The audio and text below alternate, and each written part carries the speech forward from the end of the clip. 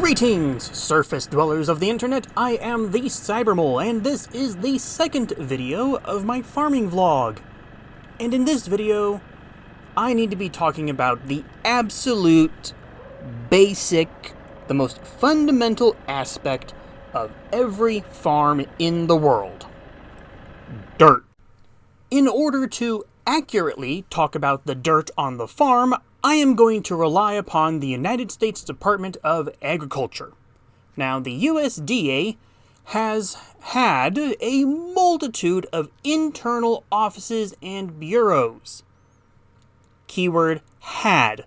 Most are now defunct. The Bureau of Chemistry and Soils, renamed multiple times before being abolished in 1953, issued the results of a soil survey that was conducted in 1927. Why am I using a soil survey where, at the time of recording, is roughly 98 years old? Because nothing has changed. Allow me to read from the source. The surface soil of mountain gravelly clay loam to a depth of 5 or 7 inches consists of rather dull reddish-brown or light reddish-brown granular gravelly clay loam. It contains a great number of small, shot-like iron concretions or pellets. The gravel in this soil, most of which are from 1 to 2 inches in diameter, are angular chips of the parent rock. The subsoil is composed of 2 or more layers, the upper one to a depth ranging from 18 to 24 inches, being characterized by light reddish-brown gravelly clay loam, or clay of slightly cloddy structure. This layer contains fewer pellets than the surface layer and is slightly more compact. The second layer, which continues to a depth ranging from 30 to 40 inches, is light reddish-brown or pale reddish-brown compact gravelly clay loam or clay, containing few or no pellets.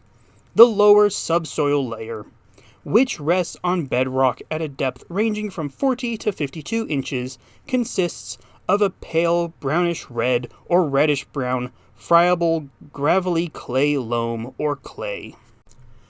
Truly, the most riveting of reading material. Let's make it more fun with getting into the details. The angular chip gravel is clearly obsidian, a volcanic glass. The shot-like iron pellets are a volcanic ash. For most of us who pretend to remember 8th grade geology lessons during science class, we are left questioning a particular question. Is volcanic clay a thing? The answer is sort of. It is called bentonite, a claystone. Bentonite usually forms from the weathering of volcanic ash in seawater. I have no seawater nearby, so that leaves the second most common source of bentonite creation, hydrothermal circulation. Exactly what it sounds like, moving hot water. Fun fact, the farm is within a few miles of some geysers and a multitude of hot water springs. Now, as an overeducated farm boy, I am guessing that what we have is an unformed bentonite as our farm soil. So what does this mean for us on the farm? Well, it gives us our next step in what to research for erosion control and preventing soil degradation. These two concepts are massive, so let's start with erosion. We can talk about soil degradation later. For a dictionary definition of erosion, erosion is the removal of surface layers of soil, rock, or other dissolved minerals via water or wind, and deposits said material in another location.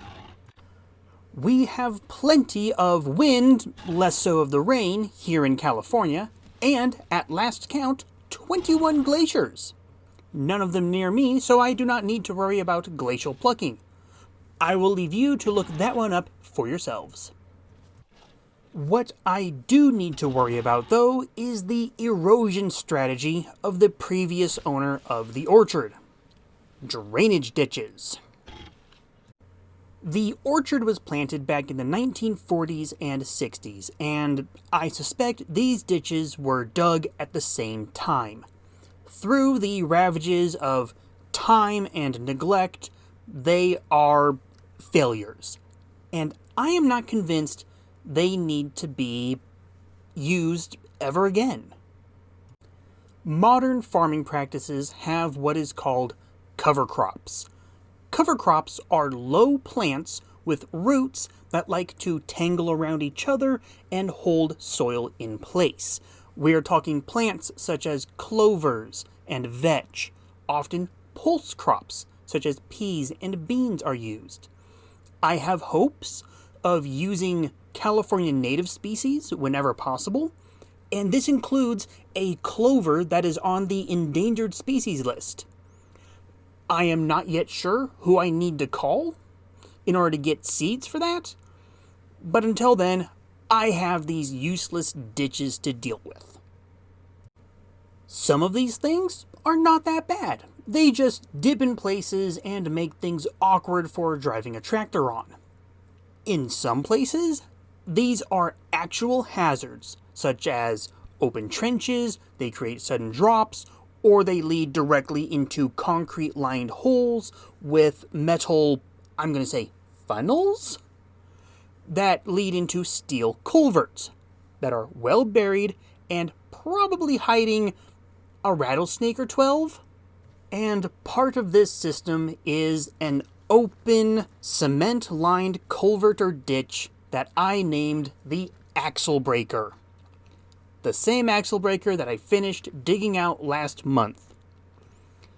This thing has crippled vehicles, not just from trespassers ignoring signs, but also my own parents and grandparents have lost vehicles to this thing when the family first moved onto the property.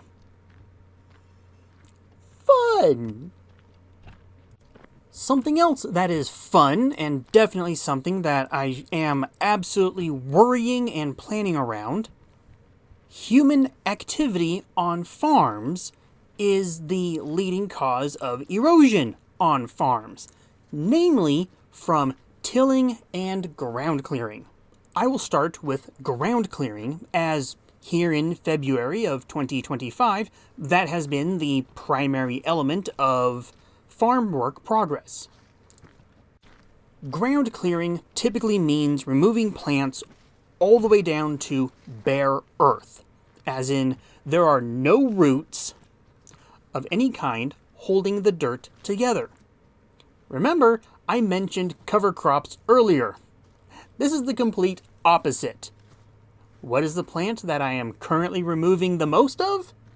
Manzanita. I'm holding back a rant. I am holding back a rant.